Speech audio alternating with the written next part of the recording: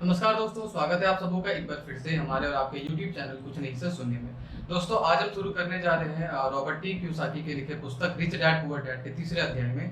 तो दोस्तों, शुरू करने से पहले मैं आपको दो बातें बताऊंगा कि इस अध्याय को हमने कुछ 15 से 16 प्रश्नों में और साथ ही कुछ सबक में हमने बांट दिया है। सबसे पहले हम इनके मुख्य बिंदुओं, जिसको हम सबक बोलते हैं, उससे शुरुआत करेंगे।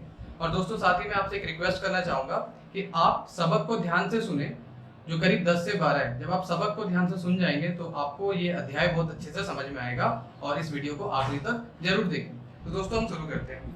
अध्याय 3, पैसे की सबक क्यों सिखाई जानी चाहिए।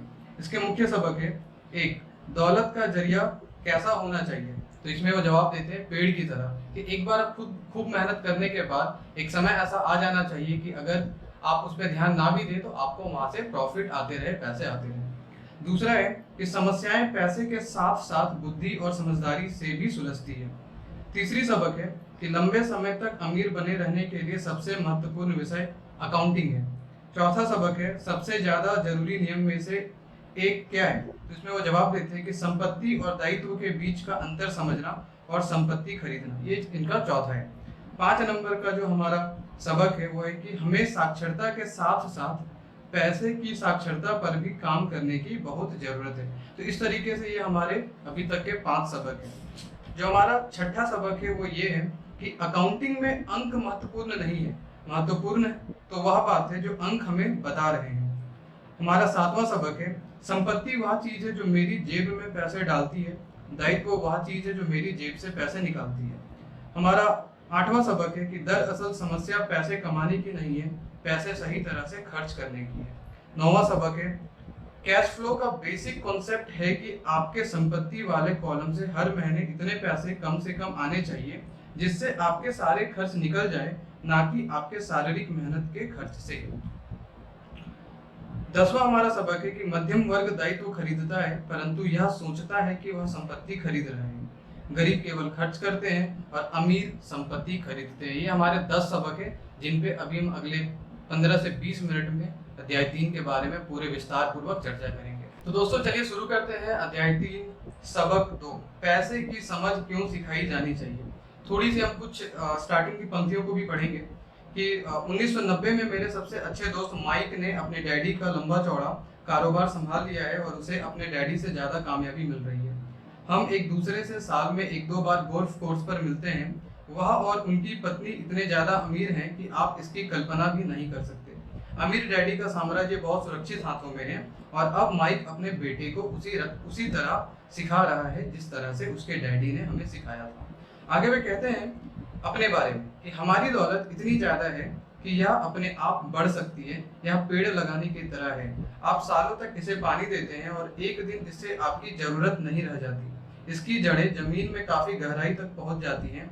इसके बाद पेड़ आपके सुख के लिए छाया और फल देता है।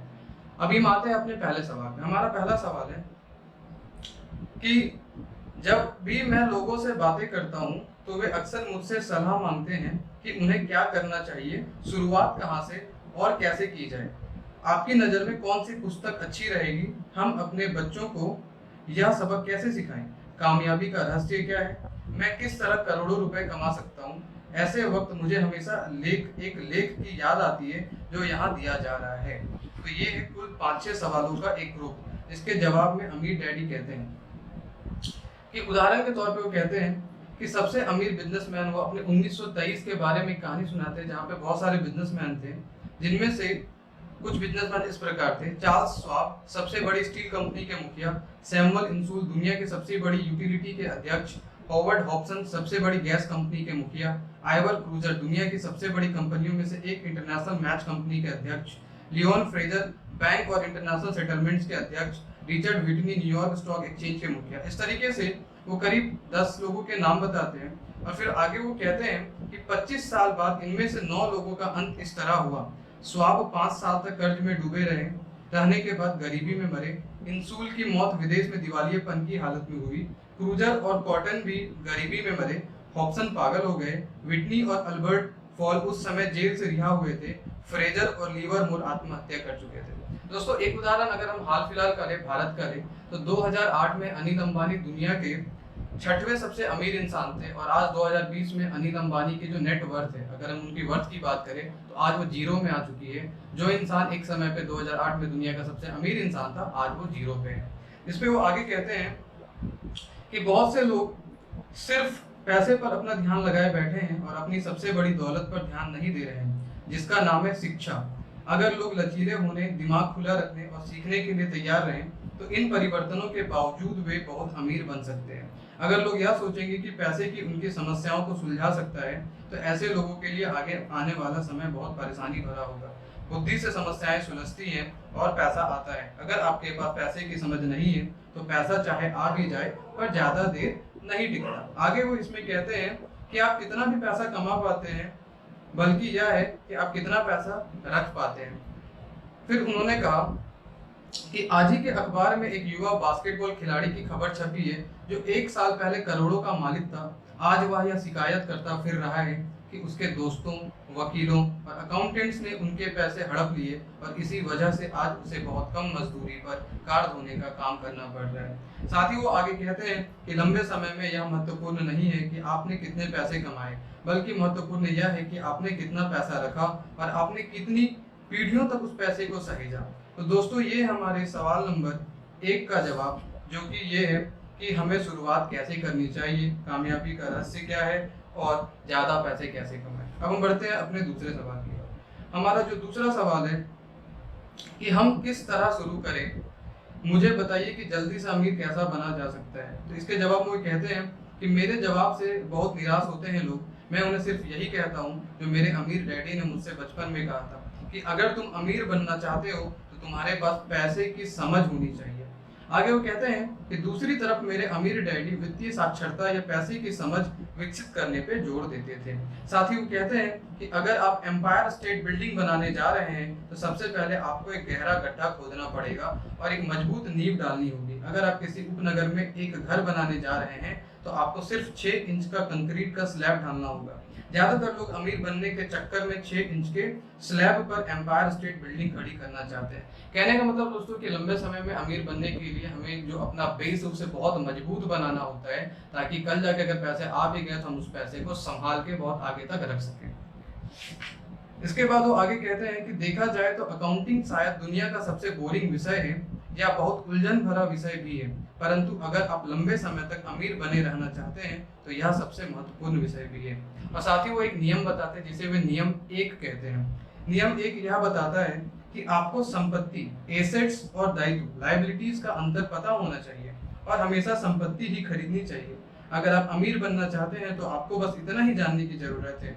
यह पहला नियम है, यही इकलौता नियम है। यह बहुत आसान लगता है, परंतु ज्यादातर लोगों को यह पता ही नहीं कि यह नियम कितना महत्वपूर्ण है। और साथ ही वो आगे कहते हैं कि अमीर लोग संपत्ति इकट्ठी करते हैं, गरीब और मध्य वर्गीय लोग दायित्व इकट्ठे करते हैं। और मजे की बात यह है कि उन लोगों को यह लगता है कि वो संपत्ति इकट्ठा कर रहे हैं।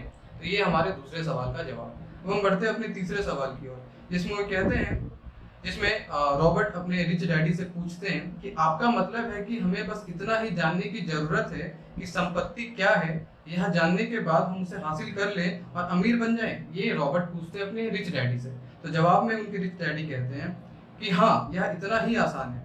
अगर फिर वो सवाल पूछता है अपने डैडी से कि अगर यह इतना आसान है तो फिर हर आदमी अमीर क्यों नहीं बन जाता, उसने पूछा। तो अमीर डैडी फिर से बोलते हैं क्योंकि लोग संपत्ति और दायित्व में फर्क नहीं कर पाते। दोस्तों, ये बहुत बड़ी सीख है कि संपत्ति और दायित्व में फर्क करने की समझ हमें विकसित करने की जरूरत है और बहुत ज्यादा जरूरत है। अब हम बढ़ते हैं अपने चौथे सवाल की ओर कि संपत्ति और दायित्व क्या होते हैं।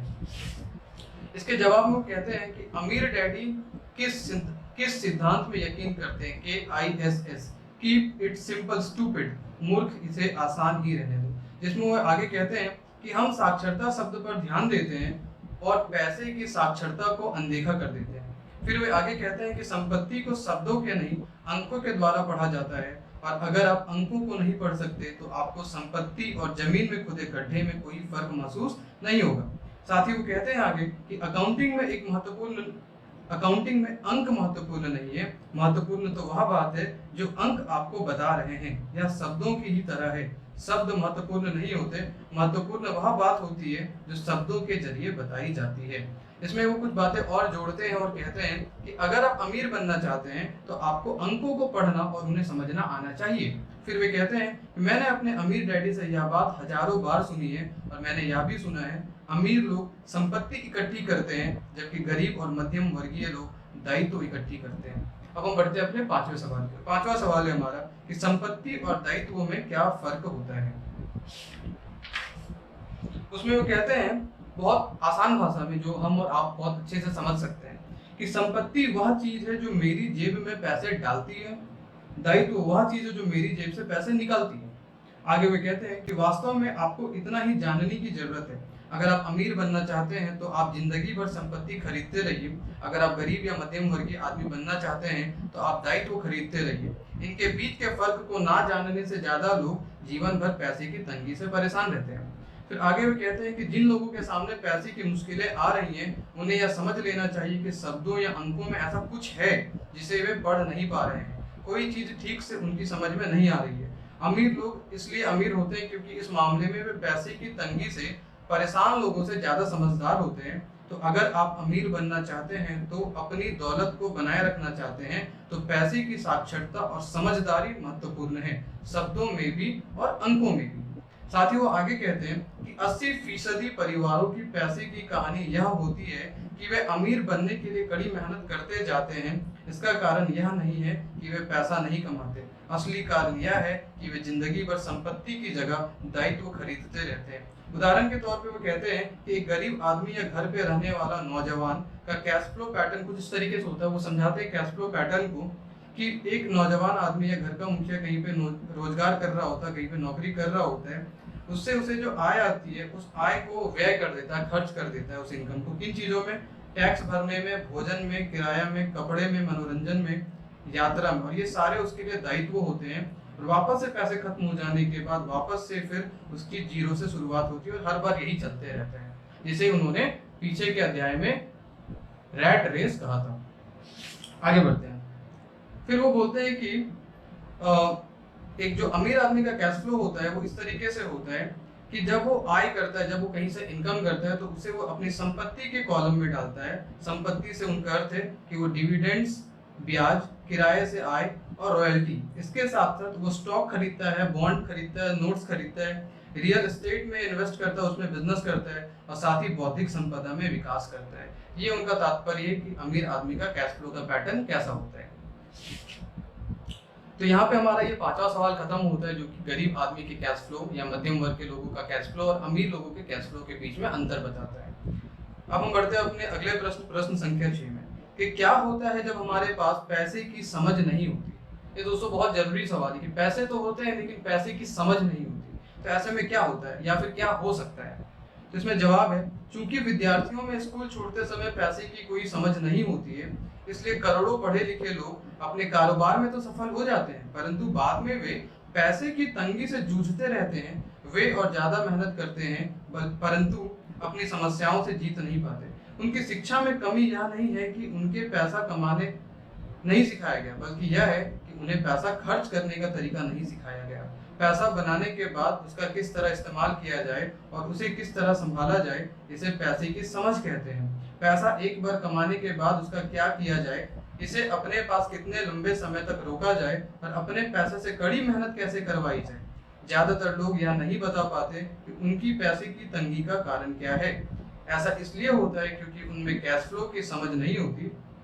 कोई आदमी बहुत पढ़ा लिखा हो सकता है, अपने कारोबार में सफल हो सकता है, परंतु हो सकता है कि उसमें पैसे की बिल्कुल भी समझ ना हो। ऐसे लोग अक्सर जरूरत से ज्यादा कड़ी मेहनत करते हैं क्योंकि उन्होंने कड़ी मेहनत करना तो सीखा है परंतु पैसे से अपने लिए कड़ी मेहनत करवाना नहीं सीखा। अब उसमें वो एक आगे कहानी बताते हैं। ये कहानी है एक नई शादीशुदा दंपत्ति की, कि कैसे उनके पैसे का सुख भरा सपना दुख भरे सपने में बदल जाता है। कहानी कुछ इस तरीके से है कि हाल ही में शादीशुदा खुश बहुत पढ़े लिखे पति पत्नी साथ साथ किराए के मकान में रहने लगते हैं। जल्दी ही उन्हें यह लगने लगता है कि वे पैसा बचा रहे हैं, क्योंकि दो लोगों के साथ साथ रहने का खर्च भी लगभग उतना ही होता है जितना कि अकेले आदमी का। आगे वे कहते हैं कि समस्या यह है कि जिस अपार्टमेंट में वे रहते हैं वह छोटा है। वे अपने सपनों का घर खरीदने के लिए पैसे बचाने लगते हैं ताकि वे बच्चे पैदा कर सके।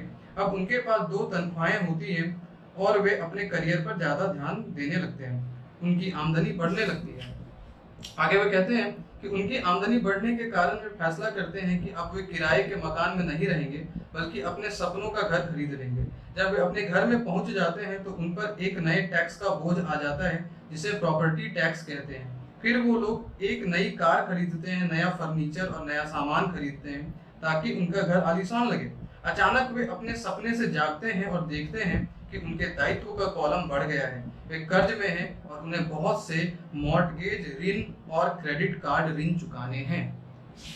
आगे वे इसमें जोड़ते हैं कि अब वे चूहा दौड़ में फंस चुके हैं। एक बच्चा पैदा हो जाता है, वे और कड़ी मेहनत करते हैं, प्रक्रिया फिर दोहराई जाती है, ज्यादा पैसा आता है, उस पर ज्यादा टैक्स लगता है, जिसे ब्रैकेट क्रीप भी कहा जाता है। तभी उनके पास डाक में एक और क्रेडिट कार्ड आ जाता है, वे उसका इस्तेमाल करते हैं, वह खत्म हो जाता है। तभी एक लोन कंपनी का आदमी आकर उन्हें बताता है कि उनके सबसे बड़ी संपत्ति, उनके घर की कीमत बढ़ गई है। कंपनी उन्हें एक बिल कंसोलिडेशन लोन देने का ऑफर देती है, क्योंकि उनकी क्रेडिट बहुत अच्छी है। कंपनी उन्हें यह भी बताती है कि समझदारी इसी में होगी कि वे अपने ऊंची ब्याज दर पर किए गए कंज्यूमर लोन को उनके क्रेडिट कार्ड से चुका दें, और इसके अलावा उनके घर पर लगने वाले ब्याज से उन्हें टैक्स में छूट भी मिलेगी। वे ऐसा ही करते हैं और ज्यादा ब्याज दर वाले क्रेडिट कार्ड का भुगतान कर देते हैं। इसके बाद वे राहत की सांस लेते हैं, उन्होंने क्रेडिट कार्ड का हिसाब साफ कर दिया है। अब उन्होंने अपने उपभोक्ता ऋण को होम मॉर्टगेज में बदल लिया है। उनका भुगतान भी कम हो जाता है, क्योंकि उन्हें अपने कर्ज में 30 साल की किस्तों में चुकाना है। समस्या से निपटने का यही स्मार्ट तरीका है। उनके पड़ोसी आते हैं और उन्हें शॉपिंग पर चलने का न्योता देते हैं। मेमोरियल डे की सेल लगी हुई होती है, यही तो मौका है कुछ पैसे बचाने का। वे अपने आप से कहते हैं, मैं कुछ नहीं खरीदूंगा, मैं तो सिर्फ देखने जा रहा हूँ। परंतु अगर कोई चीज जम जाए तो उसे खरीदने की उम्मीद में वे अपने क्रेडिट कार्ड को ले जाना नहीं भूलते। दोस्तों, ये हमारे साथ भी होता है। पैसे आते हैं, हमेशा नई चीजें खरीदने में उसे झूठ मूठ का वेस्ट कर देते हैं और अपने लाइबिलिटीज को बढ़ा लेते हैं, चाहे वो एक नई घर खरीदने की बात हो या फिर शॉपिंग पे बेइंतहा पैसा खर्च करने की। इसके बाद हम बढ़ते हैं अपने प्रश्न संख्या 7 में। 7, क्वेश्चन नंबर 7, क्या ज्यादा पैसे कमाने से समस्याएं सुलझ जाएंगी? तो इसमें वो कहते हैं कि दरअसल समस्या पैसे कमाने की नहीं है, पैसा सही तरह से खर्च करने की है, और यही पैसे की तंगी का कारण है। आगे इसमें जोड़ते हैं कि मेरा मानना है कि ज्यादा पैसे से शायद ही कभी किसी की पैसे की समस्याएं सुलझती हैं। समस्याएं समझदारी से सुलझती हैं। वो फिर एक आगे कहानी बताते हैं कि मेरे डैडी बचपन में हमें बताया करते थे कि जापानी 3 ताकतों को मानते थे। इसे दोस्तों ध्यान से समझिएगा कि वो कहते थे उनके डैडी कि जापानी 3 ताकतों को मानते थे: तलवार की ताकत, रत्नों की ताकत और दर्पण की ताकत। तलवार हथियारों की ताकत का प्रतीक थी। अमेरिका ने हथियारों पर खरबों डॉलर खर्च कर दिए और इसी कारण वह आज विश्व में सबसे ताकतवर देश है। आगे वे कहते हैं कि रत्न पैसे की ताकत का प्रतीक है।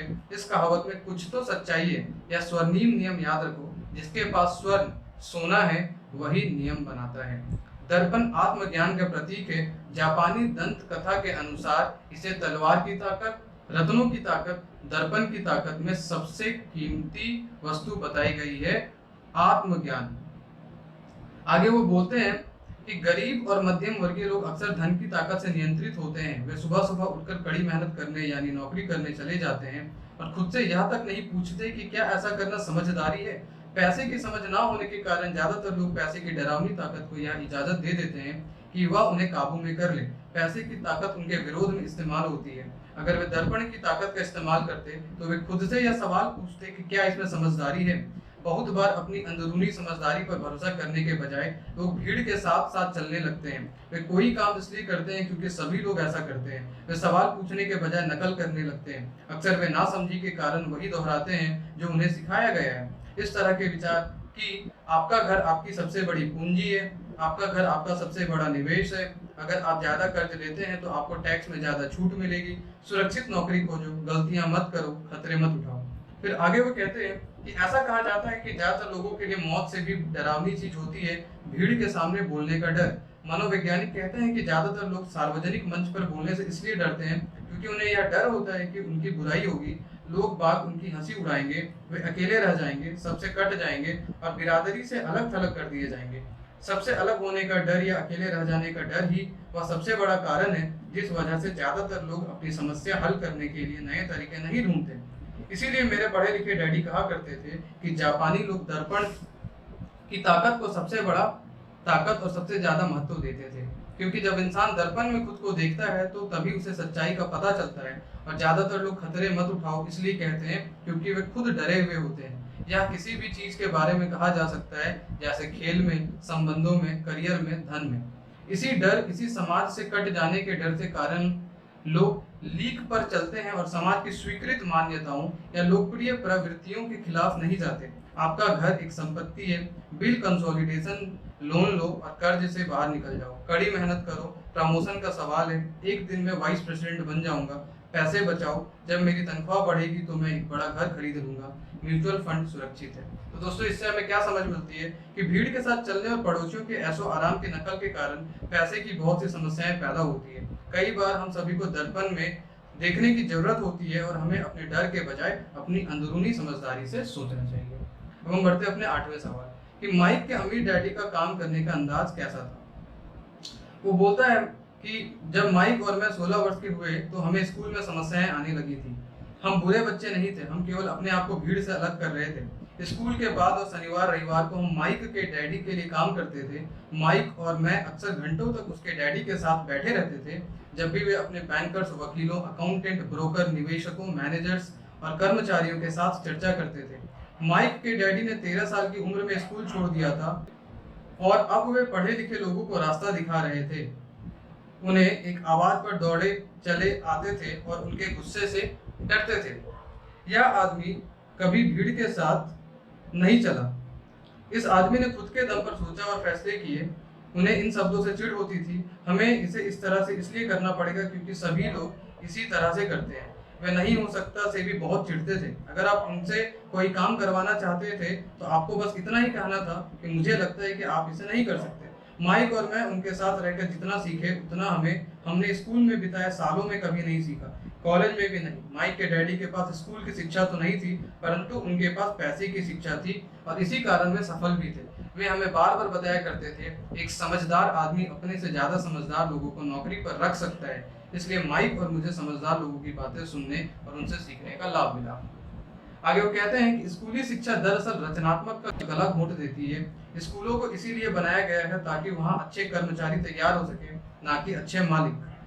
हम पैसे की ताकत के बारे में जितना ज्यादा जानते जाते थे, अपने शिक्षकों और सहपाठियों से उतना ही दूर होते जाते थे।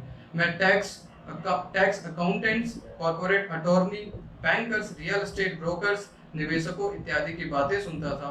मेरे डैडी शिक्षकों से बातें करते थे। ये है क्वेश्चन नंबर 8 का जवाब। क्वेश्चन नंबर 9 है हमारे पास कि घर हमारे लिए एक अच्छा निवेश क्यों नहीं है।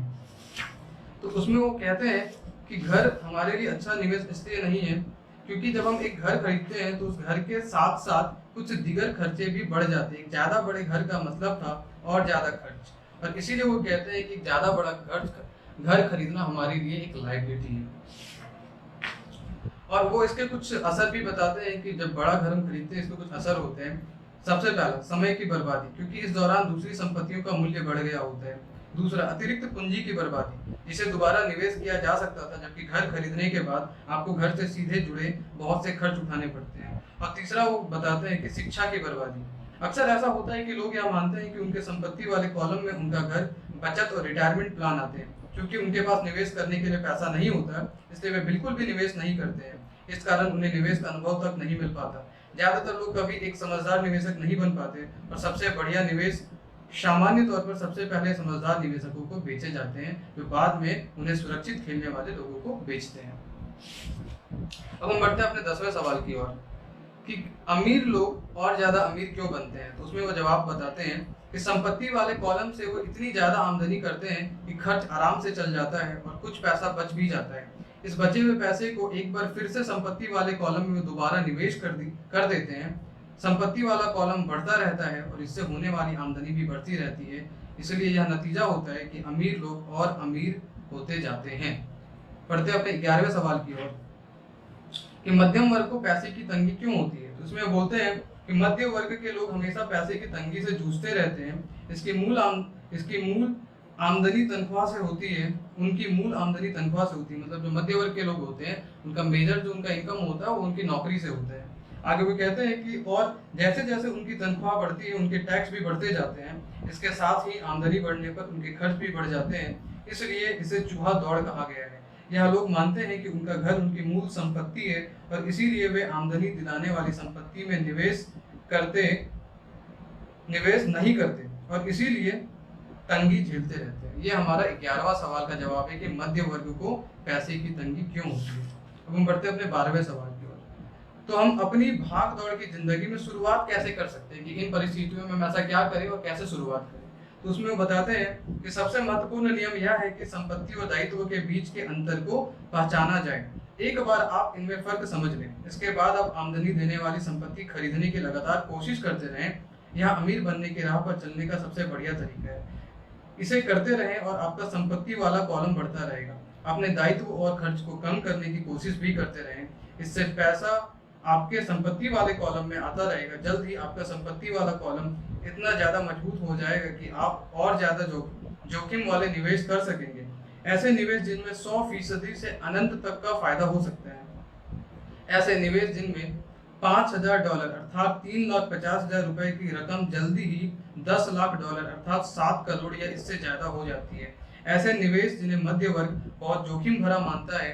निवेश जोखिम भरा नहीं है, वो कहते हैं कि निवेश जोखिम भरा नहीं है, या उस व्यक्ति के पैसे की नासमझी है, वित्तीय निरक्षरता है जो उसे बहुत जोखिम भरा बना देती है। तो दोस्तों ये हमारे 12वें सवाल था कि हम शुरुआत कैसे करें।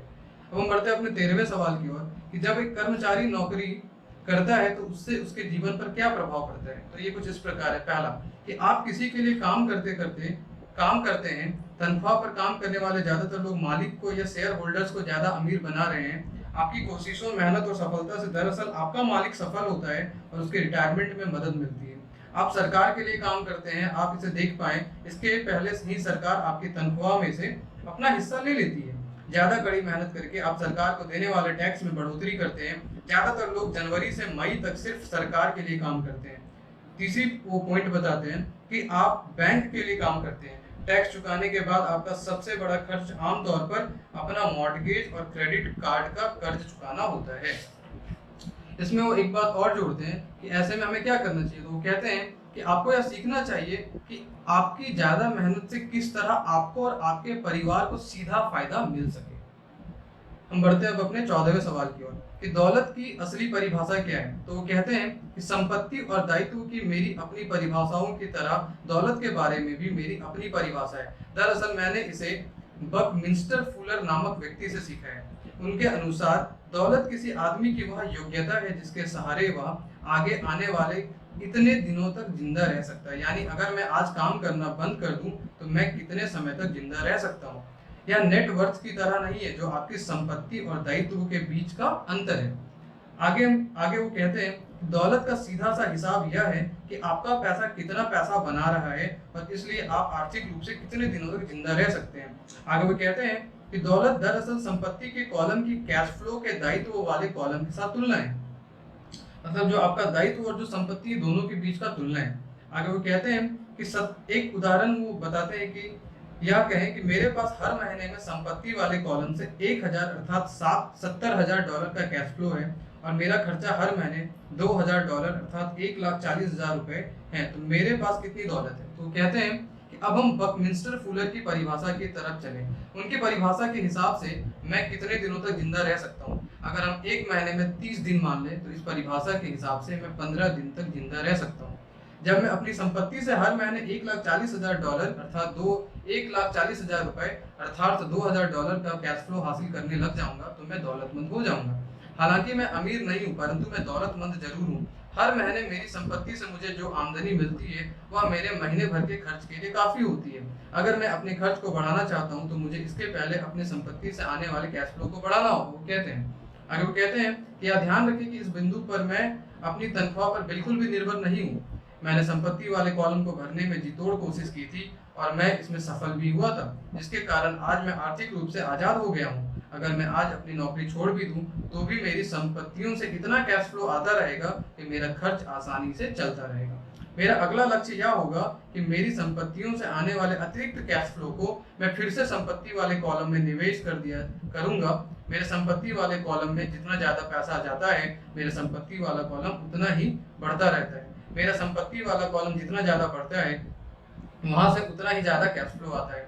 और जब तक मैं अपने खर्च को आने वाले कैश फ्लो से कम रखता हूँ तब तक मैं ज़्यादा अमीर बनता रहूँगा। और ध्यान देने वाली बात यह है कि मेरी आमदनी शारीरिक मेहनत से नहीं बल्कि दूसरे जरियों से हो रही है। जब तक पुनर्निवेश की यह प्रक्रिया चलती रहती है मैं अमीर बनने की राह पर तेजी से चलता रहूंगा। दोस्तों यहाँ पे हमारा तीसरा अध्याय समाप्त होता है। आप हमें कमेंट करके बताएं कि आपको पूरे वीडियो में सबसे अच्छा आपके लिए आपके काम की बात क्या लगी, और साथ ही हमसे जुड़े रहें। तब तक के लिए अपना ख्याल रखें, घर पे रहें, सुरक्षित रहें। जय हिंद, नमस्कार।